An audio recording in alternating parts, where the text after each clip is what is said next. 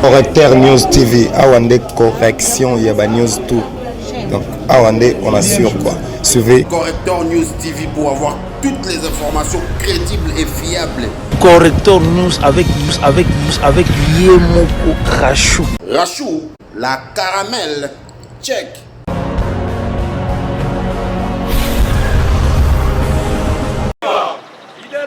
Viva! Viva!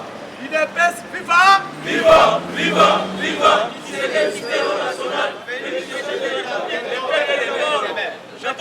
Bonjour à tous. Bonjour. Ok, après ça, quand on sommaire, après sinon, merci à la réunion sur Baza Awa. Dès que vous avez une tombe sur la masolo politique. Après ça, quand on sommaire, après la tiki shop, on continue. À moins 10 minutes, on va continuer. Actualité, Zaboni.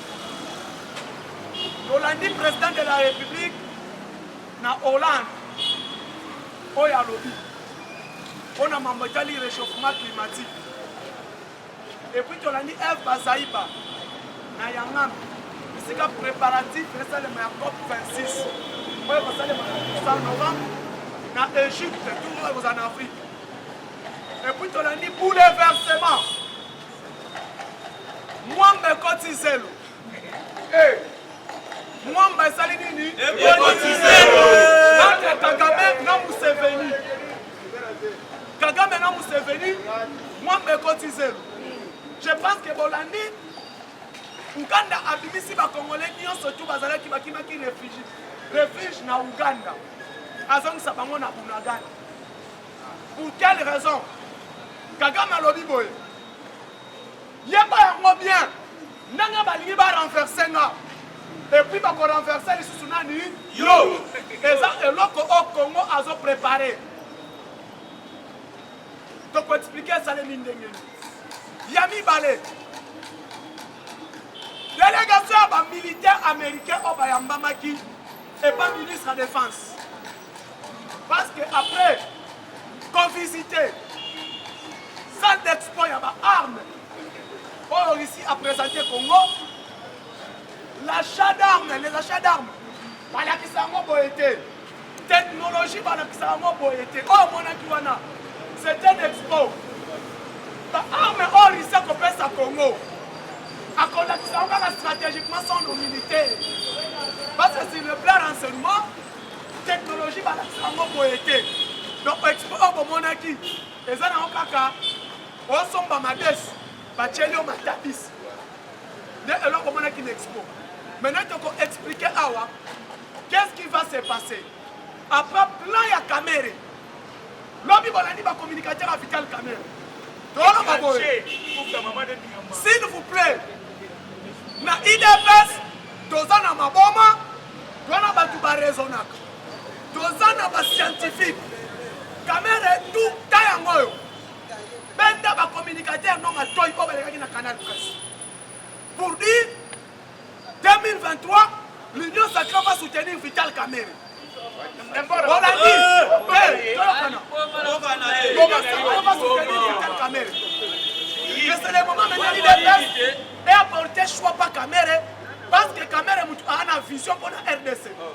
Biso tozoloba te. Tango biso tokoloba, ministre intérieur ayeko kanga biso. Alors bien on a média mututu alandi. Le communicateur de l'INC. Pourquoi? Parce que Kamerhe a dit si Bahati, Bangona Bango Swahili, parce que porter soutien, il y a Bangona Bango Banani, Swahili. Et Bahati dit clair. Félix Tshisekedi qui a la vision de Congo et l'Union sacrée, puisque de quoi porter soutien à Biso Panaye. N'est pas reconnu. Mais Kamerhe, ben n'a pas communicateur non matos. Parce que l'IDPS n'a édition. Char nyonso ya batu eza na kati ya nini ya IDPS. Yami Balé, sondage sondage ebimi à Bercy. Tu as dit que Moïse Katumbi, sondage ebimi, oza candidat na Zambie.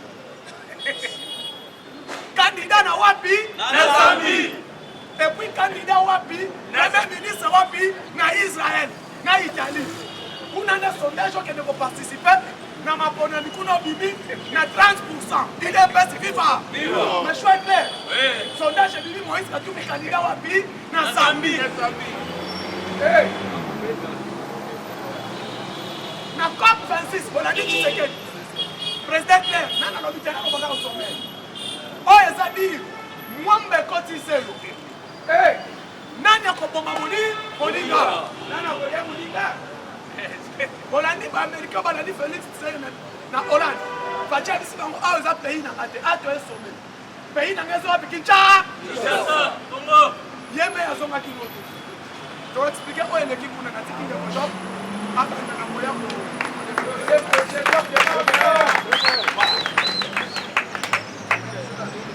UDPS viva! Viva! UDPS viva! Viva! UDPS viva! Viva! Viva! Viva! Qui se respecte national, mais l'État. Bonjour, chers compagnons de l'élite. Vraiment, c'est mon makasi de côté na tongo lelo, auto brosser pour les politique ya mboka na biso. Ah, tu as commencé la théâtre té, tu as distraction té, mais tu as des koyekola pour les politique. UDPS viva! Viva! Et le liboso na lingi na banda nango. Naza pour interpeller Batumi Balé. François Béa. Na monsieur Hervé. François Béa azalaki conseiller azali on a nous approcher en côté ordonnance pour enomaki conseiller en matière de sécurité ya chef de l'État. Monsieur Hervé yende mutu aza ko superviser pour la de la Marabuna ANER na Conseil national de sécurité ya mboka na biso. Mais controverse ezali wana. Il paraîtrait que François Béa a fait qui partie d'un groupe pour aller à la coup d'État. UDPS viva. Viva! Si les lots, suite nango, faut éviter. Moutou, Oyalingi a ça la coup d'État contre les numéro 1 du pays. Pour moi, à Koki Kobimamboka a kende en France qu'on se faire soigner. UDPS viva. Viva! Et puis à Bimi Ndengeni. Yami Balé. Caméra voyage à Kiao. A Kéti en France, parce qu'il y a François Béa. UDPS viva. Viva! Maintenant, c'est parce que Oyati Kaliawa aza incompétent. A Ebelo comme côté, il faut François Béa à Zonga na poste wana. Mais pourquoi Batoucha qui poya préparation et un coup d'état Oyo Yépe aza pour faire partie. Chers combattants, il faut tout faire la mission. Parce que le domaine de la sécurité en Moka est un domaine beaucoup très fragile. Ce n'est pas donné à n'importe qui.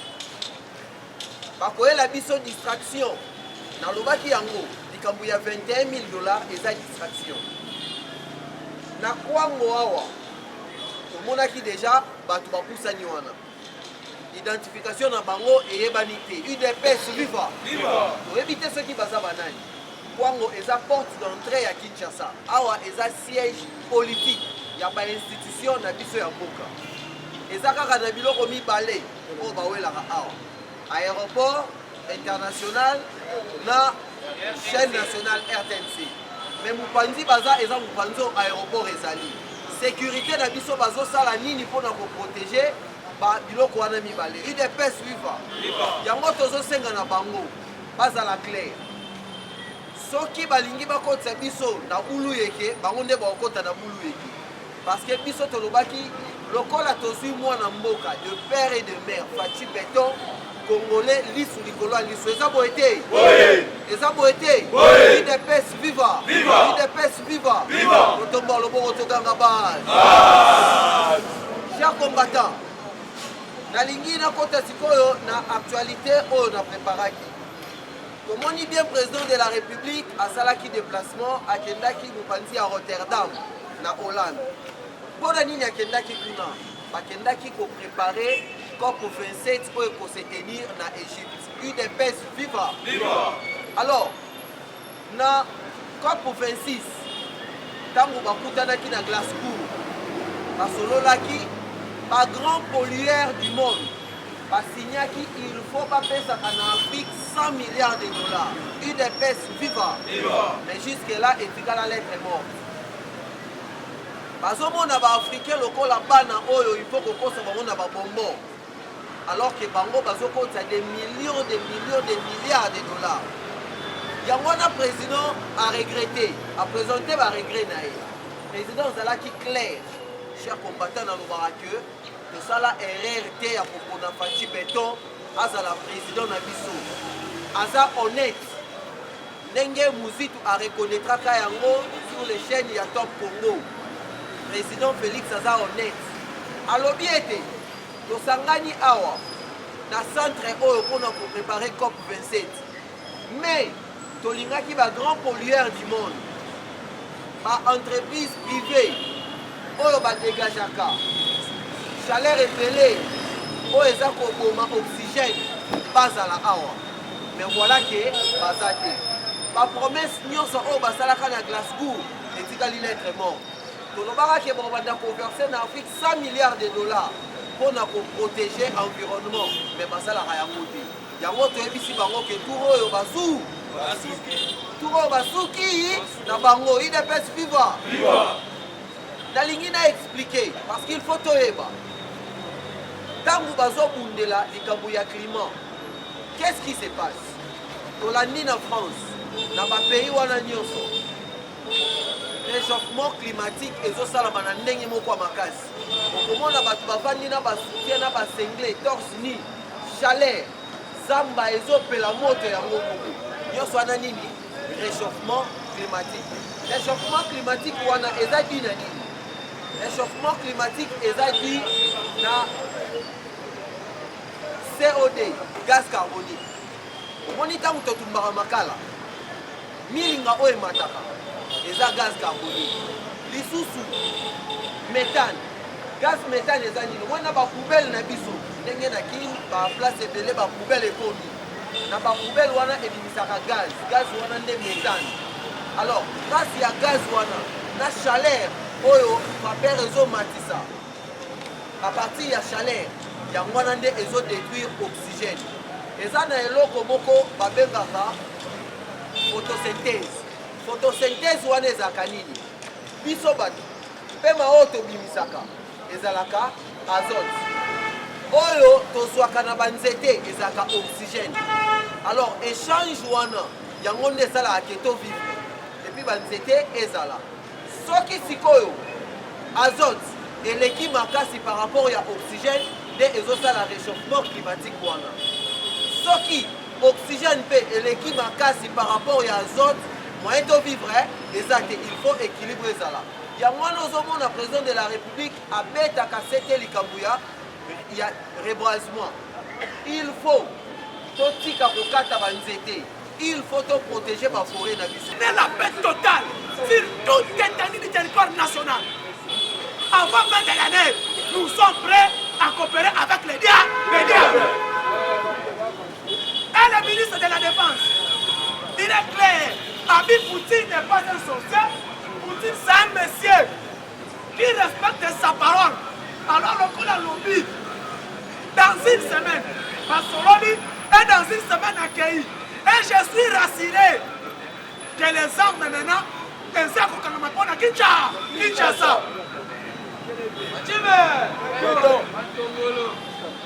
Balamoko, Américain baza fils, accueilli dans le Rwanda.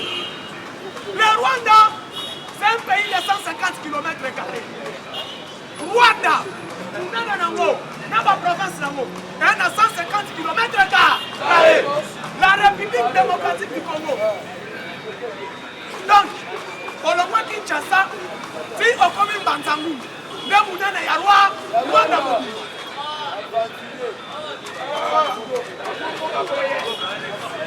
Le Kazam, dans Kinshasa, Mobimate, Nalobi Olongwe, Matadi Kibala, Miten, au revoir Kinshasa, si Banzangou, c'est 145 km.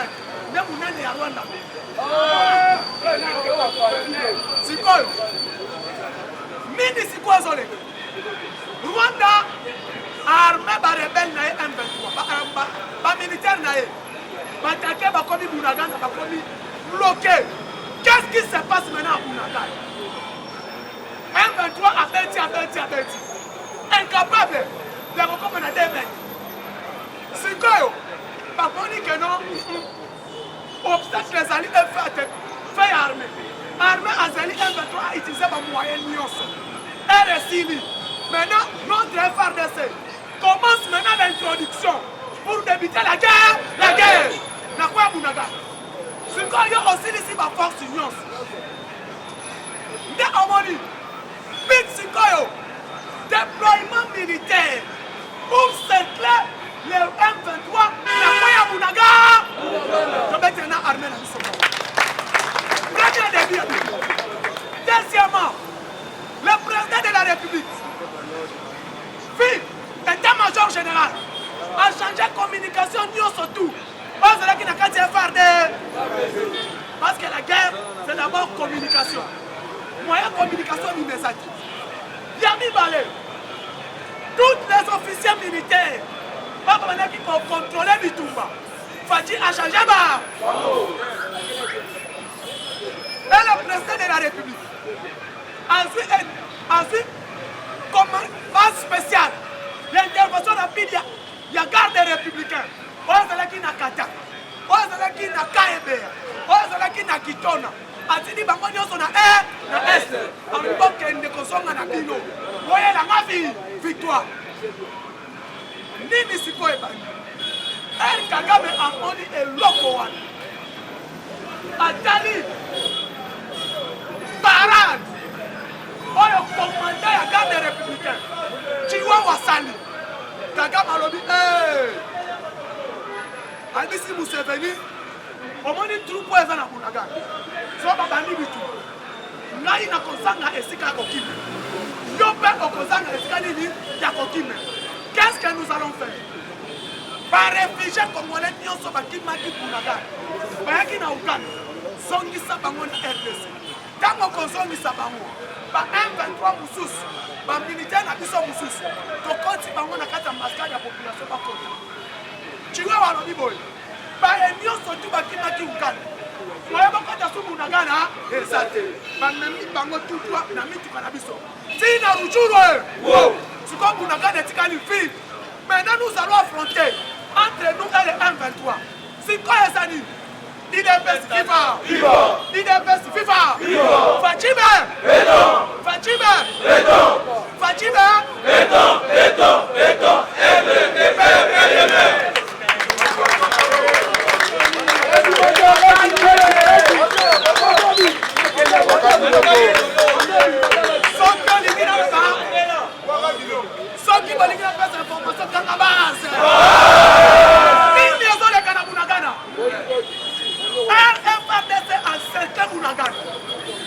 ensuite, remis en cercle sont les gardes, sont de qui? FRDC. Deuxième cercle, force spéciale Outi Wapi, Gabon. Troisième cercle, la Kata Bunagana. Et Zanani. Deuxième force Outi Kalebi, Kaebeya, Kitona et Lubumbashi. Qu'est-ce qui va se passer? M23 maintenant, notre force rwandaise, il sait ça maintenant comment? À se sentir que mais tout autres ils n'ont pas des armes, mais ils ont vu les armes sophistiquées. Et dans cette bango, il y a eu 15 hélicoptères, il y a détection militaire et intelligence ématique. Le délai sont une seconde et 23 pour verser. Les hommes va vivre si ma mouchoir à peine. Alors nous voulons la paix.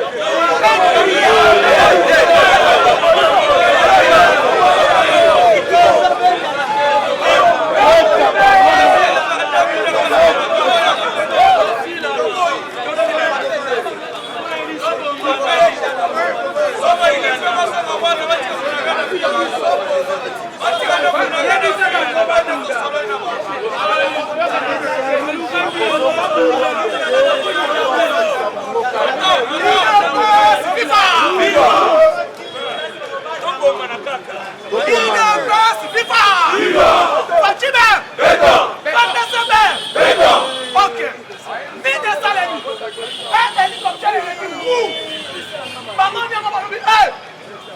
oyo eza nini bayebisi bango eza son FARDC azosala entraînement bato babimisi baforce kaka na kati ya Rutshuru FARDC asali marche ya endurance FARDC azosala entraînement marche ya endurance FARDC azosala entraînement 1-23 lobi oh non tozonga na dialogue bakomi koprovoke biso le président dit ceci atindi message parce que Kagame abengi président na téléphone Kagame abengi président na téléphone alobi s'il vous plaît photo solo là Fachi téléphone moyen d'état si me orange babouka si me Vodacom babouka abengi Fachi aza journal Kagame atindi bapion bana le président na Belgique lui pensait que le chef de l'État est allé faire la politique de la Belgique or Fachi Belgique azalaki pays d'escale pour aller na Hollande na Amsterdam atindi bato moye bamona Fachi eza te ake na couloir diplomatique babisika président alokaka sur le plan politique koloka mabe te me baplace président akotaka sur le plan politique babengango couloir diplomatique babengi que non président est passé par ici alobi non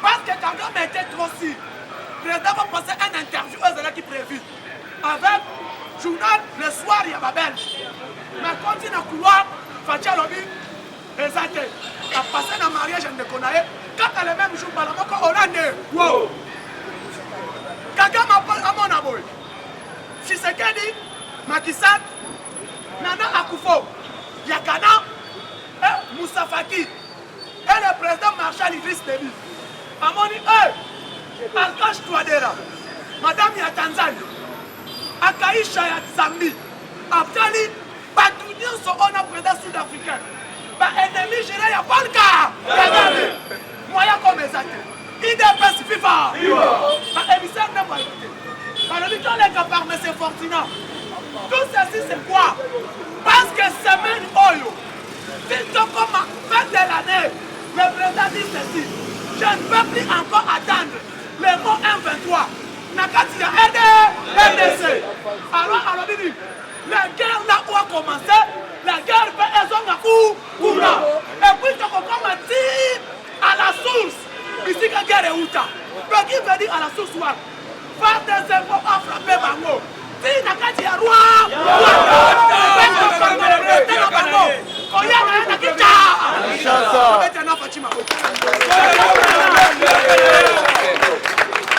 c'est là où maintenant d'abord IDPS FIFA edenganamu IDPS FIFA Fatima c'est là bomoni bakutani bango mibale Museveni en tenue de guerre le chapeau baba bataka koloka kunaka bakutani Museveni alobi Kagame alobi c'est déjà trop tard c'est déjà trop tard qu'est-ce que maintenant qui se passe babimisi information diabolique bonne année force spéciale oyo ekomi kuna mpona kodeloge 1-23 nayebisaki bino to na guerre deux façons trois façons diplomatique militaire et politique Kabila na M. Gandour cosmétique Kabila M. Gandour cosmétique en même temps Eden Douala il devient congolais du Bandounou sans que toi y abîmer la ouate si le plan politique est guerre M. Gandour cosmétique Angèle cosmétique à Kaye il y a 17e rue, vous voyez bien ça c'est le Gandour cosmétique pour comprendre quand il a habité il est Kabundi ou Kabundi Kabound Chaman et Kabound Chaman Kabound par contre on a surtout une identité différente mais Moutou Kaka mort Botoye Basikoy, le biso de Pessie Kombo, M. Gandoura, cosmétique. Herba Koutani, Nabanem. Élection, sache-le bien aujourd'hui. Élection, ça se passe d'abord, c'est toi. On ne peut pas aller aux élections avec Tshisekedi. Comment? Tshisekedi a gagné la confiance du peuple congolais à l'Est. 2. Tshisekedi a transformé Katanga en Bruxelles. Oyo Katumbi, 2 mandats, gouverneur, ni supermarché, ni hôpital, ni école, ni route. Développement des infrastructures. Denis Lolo à Katanga, à Kalemi, Masuka Assal. Et 2. Tshisekedi lui-même compte 5 provinces. Oyo électorat et Bimakate. Nazotanga yango. Kasai, Kasai oriental, Kasai central, Lomami, Sankuru. Vrai ou faux? Vrai ou faux? Dozine sur 26. Azina nous combien? 5. Tshisekedi a acquis la confiance du Kwango. A acquis la confiance du Kwango. Avec la route et des écoles et des hôpitaux. Hier dimanche, vous l'avez suivi le chef de l'État. Il était, mais par la BSECO, bureau de coordination des contrôles. Il y a Congo, nous avons un projet 145 territoires. 100 hormones. Merci beaucoup, on va 1000 francs. IDPS FIFA. IDPS FIFA. Hier soir, le dimanche, vous avez vu la BSECO. Après 6 marchés, dans la société quand on a 145 territoires. Président Lodi Boye, pour exclure Ville à Kinshasa. Pour exclure Ville à Kinshasa.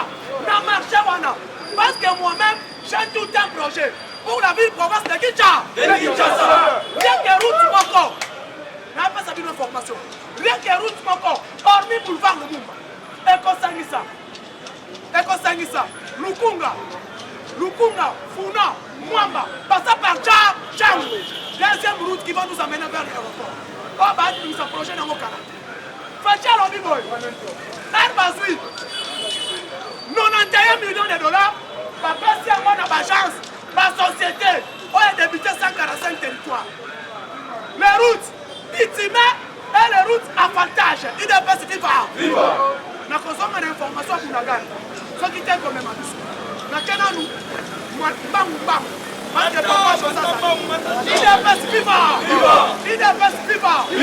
maintenant,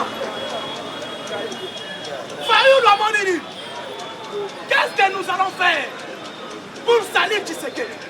Parce que, hormis 5 provinces, il y a Kassai, il y a Grand Kassai, Kuna, Bafotaka, Nabana Mikaï, Babimaka, côté Baoutaka, Toya Bakate, Bakoko Basenkwaka.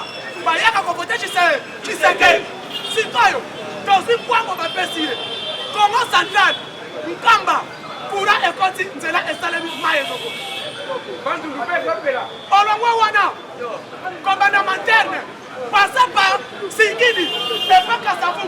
Kuna panzela esalemi esalemi. Toyokana. Kura na mai. Tshisekedi ekoti. Malobi. Quand nous gagnons comment? Quand Tshisekedi a échoué dans l'élection, quand échoué cette élection, guerre à Est, qu'est-ce que nous allons faire maintenant? Bimi sa information, il y a le couteau sur le bras, et Molima, il y a des députés. Banane, Basoda Bayoka Yango, n'a pas fonctionnaire, n'a pas enseignant. Babo, il côté comme nous dans l'Est, et puis Bana Bazoka qui est là, si, vrai ou faux? Vrai! Mais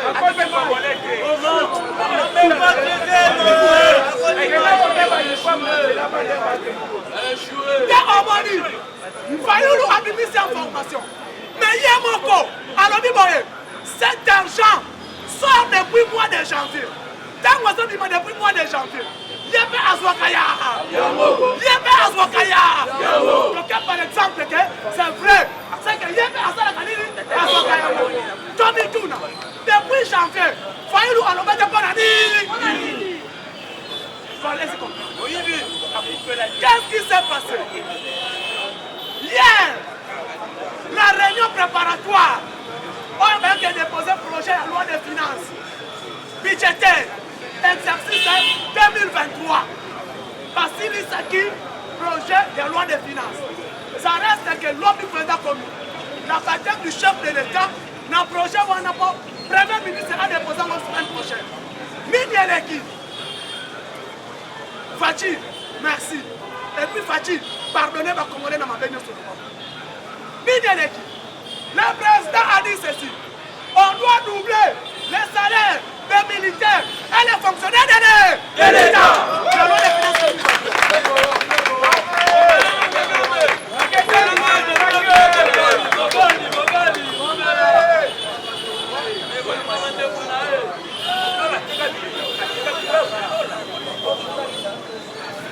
Combattants, boyokite.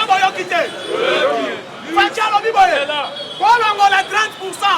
Dans le salaire du membre institutionnel commençant par la présidence de la République. Parce que Fatia, c'est une institution. Assemblée nationale, c'est une institution. Hormis l'institution budgétaire, on contrôle le fonctionnement du gouvernement. Ça s'appelle l'Assemblée nationale. C'est quoi yo?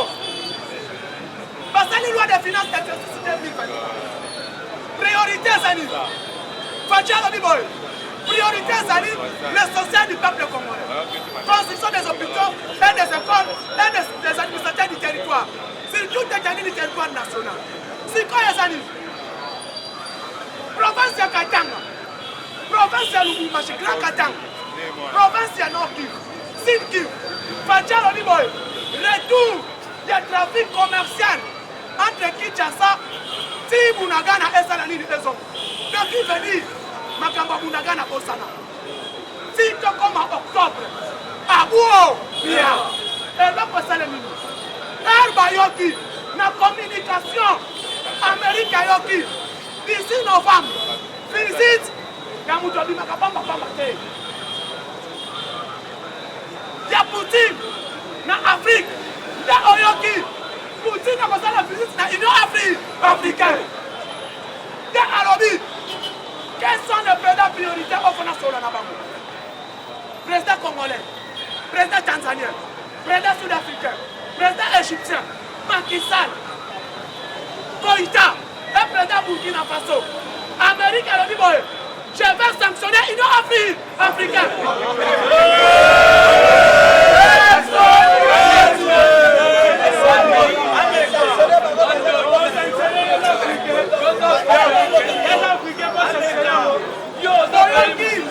Amérique a dit, je vais sanctionner l'Union africaine. On a dit, basé soutenir, nous devons créer des zones de la mort. D'abord, on dit ancien président russe. Alors, dit, alors, dit, bataille à Russie. Amérique a échoué. Et puis, Donald Trump. Alors, dit, Nayabi Sakibino, président américain au Akoti. Il ne connaît absolument rien de la politique. Alors, le premier échec, il a échoué avec la RDC. Père Titosui, qu'on perd le monopole au niveau RDC. Alors, Naïf Onasom, parce que c'est moi qui connais les entretiens que j'ai fait avec le président de la République démocratique du Congo. Dès au Monipout, Joe Biden, alors dit l'invité spécial, dans son des Nations Unies, c'est Tshisekedi qui a continué à aller. À son année, ma côté du politique. Puis c'est le Bible. Non, sur les plans politiques, sur les plans diplomatiques, la République démocratique du Sabino. Les combats ne coopèrent pas politiquement avec la Russie. Fatih Place a checké mon pied chez moi. Alors, moi et la Russie, elles ont coopération purement commerciale. Russie n'a pas de cobalt. Ngai na somba kamindu. Yo Américain va voter que la ngami. France boy. Mais ngana kei. Pas mutu ayo. Azote que la ngami minduki. Pire mana sombe minduki abuo. Bien. Yami balé. Russia lo boy. Nakoya. Donc opérer sur le plan agricole. Agro-industriel. Mais qu'on a l'industrie dans la ville. D'ici 2024, la République démocratique du Congo, la Salibi, la Afrique africaine. Coopération. C'est le plan politique. La Tikali, pirement, dans la République, dans le royaume de Belgique. Pour aller de coopération politique.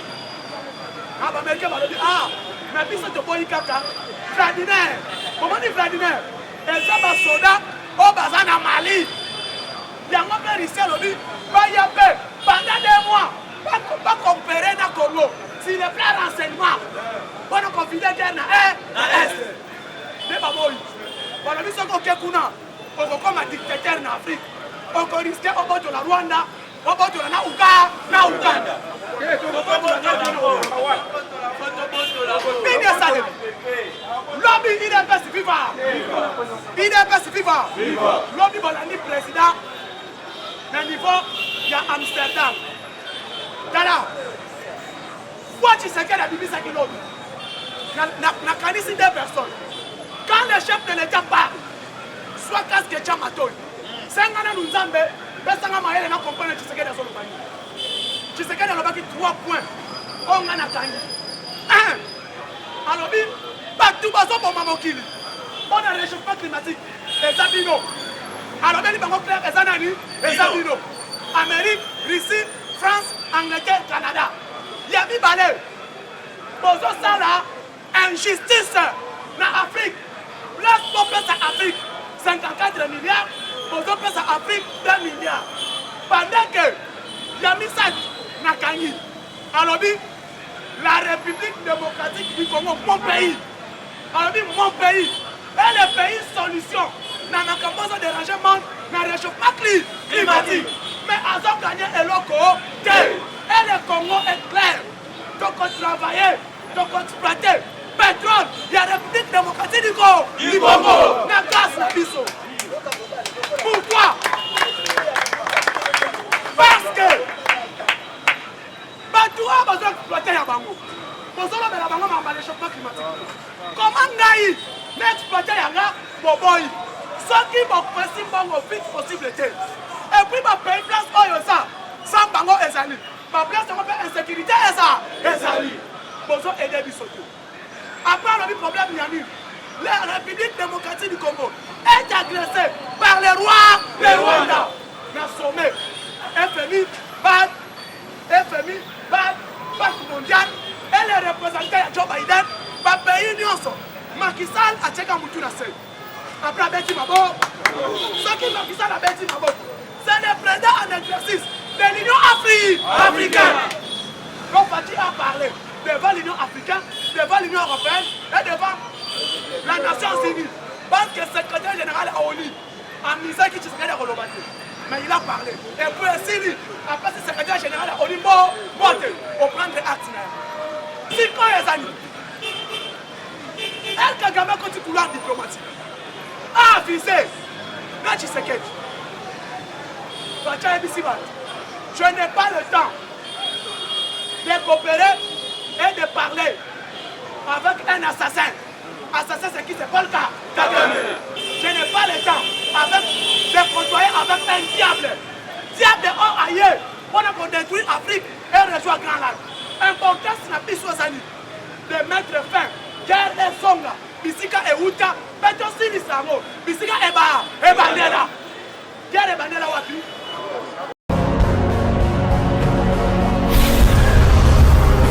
Correcteur News TV, Awande correction, il y a news tout.